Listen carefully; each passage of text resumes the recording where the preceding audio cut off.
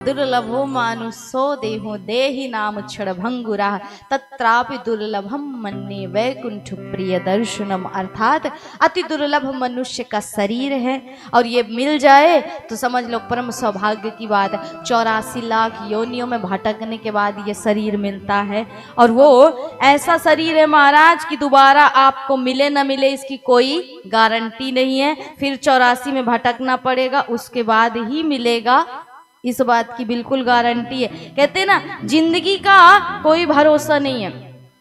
आपको 9 लाख बार क्या बनना पड़ेगा? जलचर जीव बनना पड़ता है। जब ये मनुष्य का शरीर मिलता है कितनी बार मिलता है आपको पता है? 4 लाख बार मिलता है मनुष्य का शरीर। लेकिन अति दुर्लभ क्यों है? बोले 84 लाख योनियों से गुजरना पड़ता है तो 9 लाख बार जलीय जंतु बनना पड़ता है, अर्थात मछली वगैरह बनना पड़ता है। जल के जो जीव जंतु होते हैं ना वो बनना पड़ता है। कितनी बार? कितनी बार? 4 नहीं, 4 लाख बार तो मनुष्य का शरीर मिलता है। लेकिन 84 में भटकने के बाद वो 84 लाख योनियां कौन सी हैं? बोले 9 लाख बार आपको जल के जीव जंतु की योनि मिलती है। उसके बाद 20 लाख बार आपको वनस्पति पेड़ पौधे बनने पड़ते हैं। ये पेड़ पौधे ये मत सोचिएगा कि ये निर्जीव होते हैं, ये भी वही 84 लाख योनियों के अंतर्गत आते हैं। अर्थात जीव ही आता है इनके रूप में जन्म लेकर के, जो जिस प्रकार का कर्म करता है उस प्रकार की योनि में उसे जाना पड़ता है। फिर उसके बाद 11 लाख बार क्या बनना पड़ता है? कीड़े मकोड़े जानते हैं ना, जो उड़ते रहते हैं छोटे छोटे, वही बनना पड़ता है।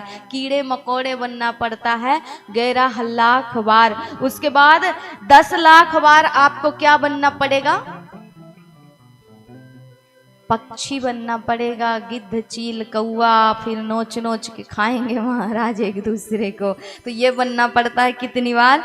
10 लाख बार। उसके बाद बनना पड़ेगा 30 लाख बार पशु, अर्थात जो वन में विचरण करते हैं ना, सिंह सियार सब देखते हो, ये पशु बनना पड़ता है इस जीवन में, इस जीव को 30 लाख बार। और उसके बाद फिर 4 लाख बार ही मनुष्य की योनि मिलती है। तो इस प्रकार 84 लाख योनियों से गुजर करके तब कहीं जा करके ये शरीर मिलता है। जब सारी इन सीढ़ियों को आप पार कर जाते हैं तब ये अति दुर्लभ देह मनुष्य का देह मिलता है। उसे व्यर्थ में नहीं गंवाना चाहिए, व्यर्थ में बोल करके नहीं गंवाना चाहिए। क्योंकि गोस्वामी जी कहते हैं कि जिब्वा सांपिनी बदन बिलो की जे न जपही हरि नाम। वो जिब्बा कैसी है? बोले व्यर्थ है महाराज, मेढकी के समान है, दिन भर टर्र टर्र करती रहती है, उसका कोई मोल नहीं, कोई अर्थ नहीं, कोई अस्तित्व नहीं, जिसमें राम का नाम नहीं है। इसलिए जिसमें राम का नाम है वही वाणी पवित्र और वही वाणी सबसे